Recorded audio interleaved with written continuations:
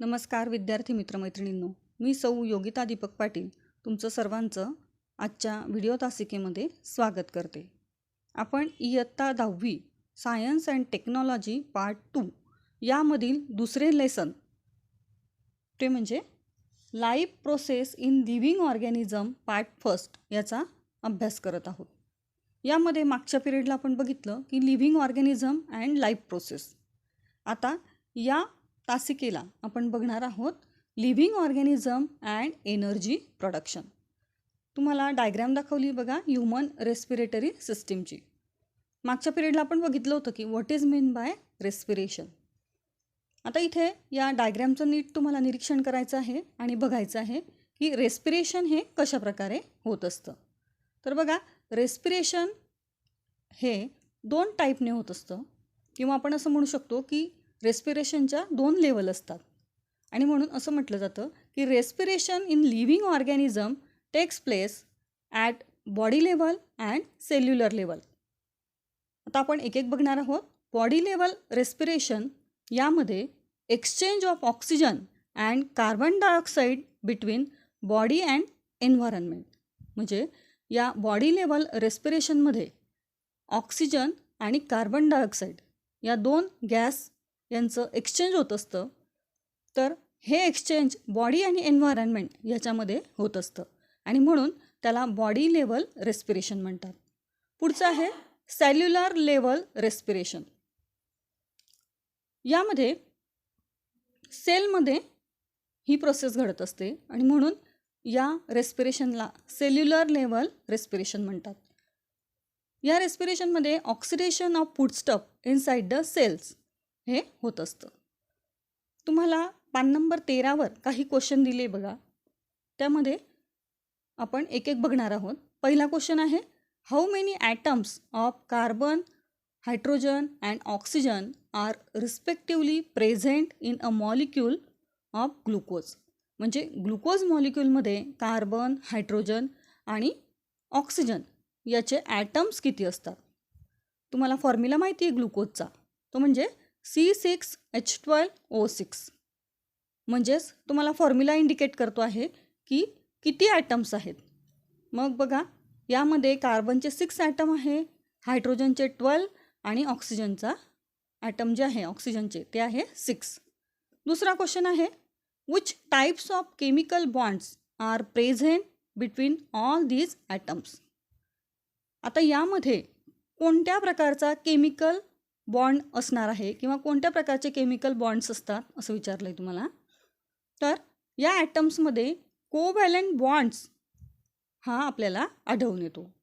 तुम्हाला माहिती आहे की covalent bonds means what, the shearing between electron and electron pairs, that is non as a covalent bonds.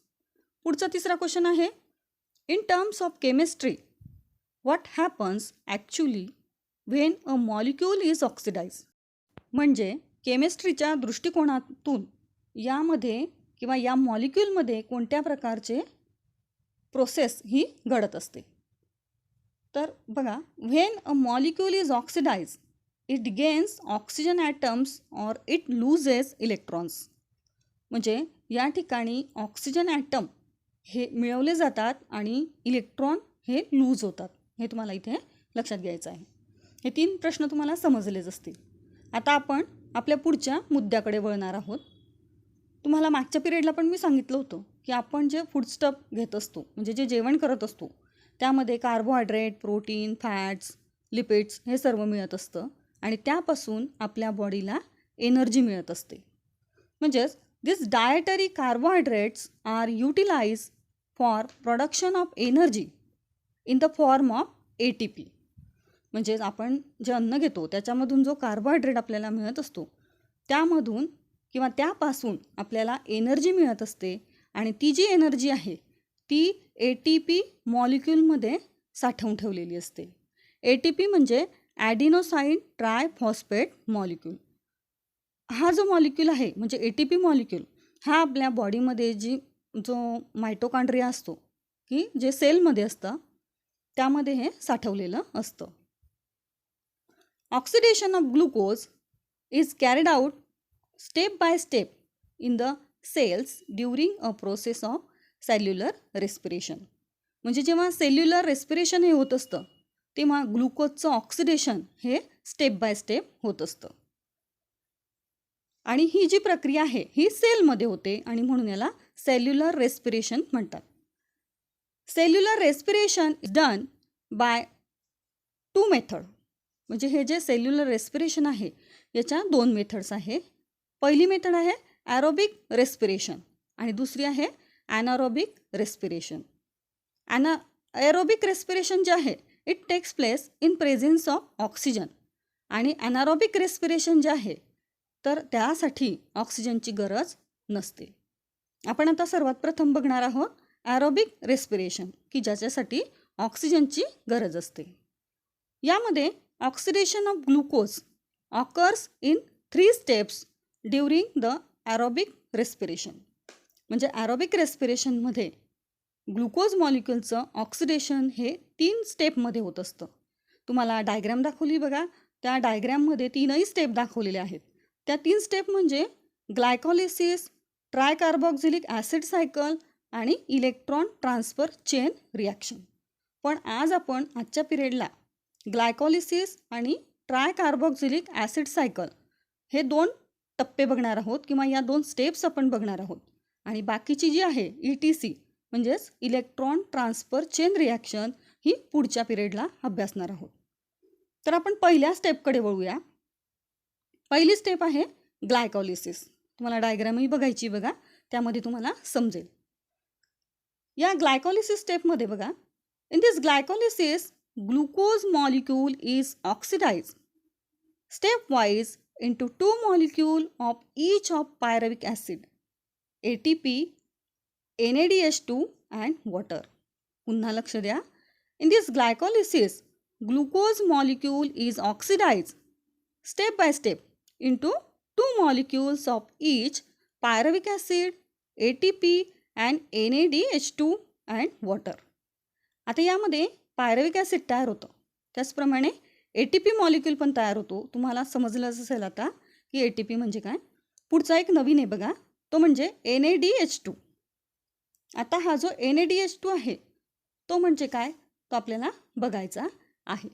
NADH2 म्हणजे nicotinamide ॲडेनाइन dinucleotide.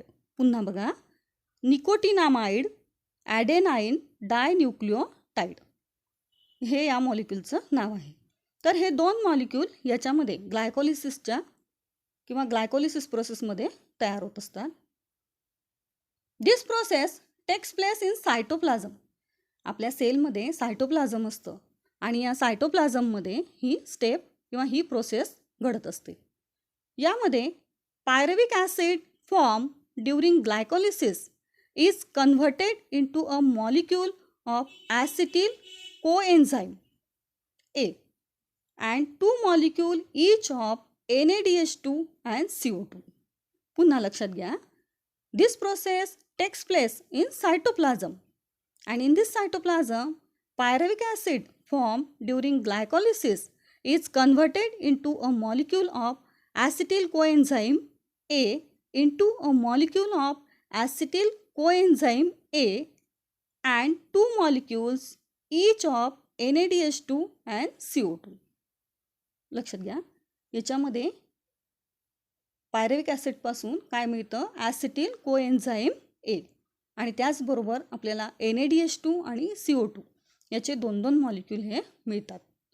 आता पुढची स्टेप आहे ट्रायकार्बॉक्झिलिक ॲसिड सायकल. ही दुसरी स्टेप आहे. आता आपण ही समजून घेऊया. When acetyl coenzyme A molecules enter the mitochondria. आपल्या सेलमध्ये ज्या मायटोकॉन्ड्रिया असतात त्यामध्ये हा ॲसिटिल कोएन्झाईम मॉलिक्यूल एंटर होतो आणि त्या ठिकाणी tricarboxylic acid cycle chain reaction takes place. ही जी रिॲक्शन आहे ही रिॲक्शन मायटोकॉन्ड्रियामध्ये घडून येते आणि यामध्ये acetyl part of acetyl coenzyme A is completely oxidise. याचं इथे ऑक्सिडेशन होत असतं. कोणाचं, acetyl part of acetyl coenzyme A याचं कम्प्लिटली ऑक्सिडेशन होतं आणि त्यापासून it release molecule of CO2, H2O, NaDH2 and next one is FADH2. आता इथे FADH2 हा तुम्हाला काय आहे, नवीन आहे. बघा याचं नाव बघा. FADH2 म्हणजे फ्लेविन ॲडेनाईन डायन्यूक्लिओटाईड. पुन्हा बघा, FADH2 म्हणजे फ्लेविन ॲडेनाईन डायन्यूक्लिओटाईड. इथे हे मॉलिक्यूल तयार होत असतात. अशा प्रकारे ही जी दुसरी स्टेप आहे ही इथे कंप्लीट होते. आपण आज 2 स्टेप बघितल्या. पुढची जी स्टेप्स आहे इलेक्ट्रॉन ट्रान्सफर चेन रिॲक्शन ही आपण पुढच्या पिरियडला अभ्यासणार आहोत. तोपर्यंत तुम्ही या 2 स्टेपचा अभ्यास करायचा आहे, स्वतः नोट्स पण काढायचे आहे आणि दिलेला जो होमवर्क आहे तो रेग्युलर करायचा आहे.